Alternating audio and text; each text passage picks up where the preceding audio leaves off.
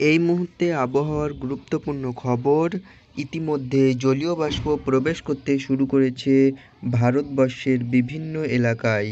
এরই প্রভাবে সকালের দিকে প্রচণ্ড ঠান্ডা এবং দুপুর থেকে গরম গরম আবহাওয়া থাকছে বাংলার আকাশে।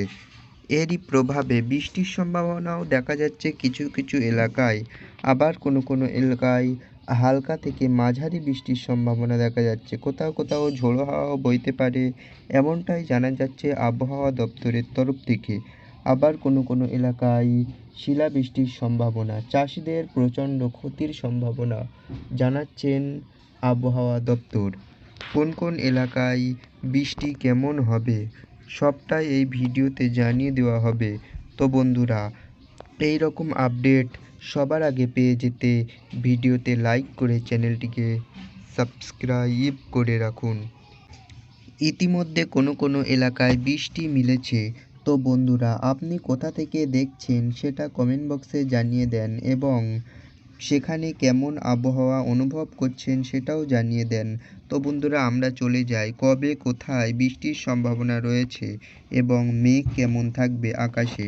তো বন্ধুরা, দেখতেই পাচ্ছেন আজকে 6 তারিখ। 6 তারিখে কিছু কিছু এলাকায় বৃষ্টির সম্ভাবনা রয়েছে।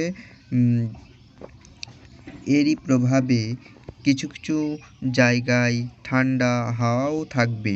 তো বন্ধুরা, বৃহস্পতিবার 7 তারিখে তেমন কোনো বৃষ্টির সম্ভাবনা নেই এবং 8 তারিখে এই দার্জিলিং এবং জলপাইগুড়ি সংলগ্ন এলাকায় বৃষ্টির সম্ভাবনা রয়েছে, যেমন শিলিগুড়ি, আলিপুরদুয়ার এই সমস্ত এলাকায় বৃষ্টির সম্ভাবনা থাকবে।